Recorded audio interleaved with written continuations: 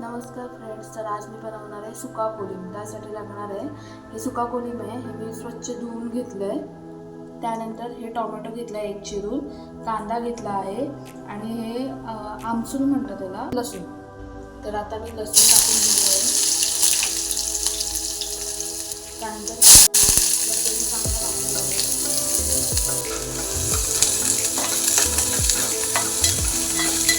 टाकून घेऊया.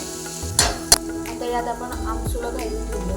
गरम मसाला आणि तिखट, हळद आणि मीठ.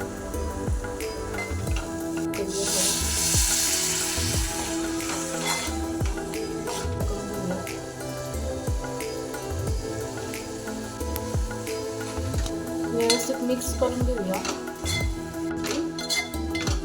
तर फ्रेंड्स, रेडी आहे आपला सुका कोलिम ज्वारीच्या भाकरीसोबत खाण्यासाठी. तुम्ही पण नक्की ट्राय करून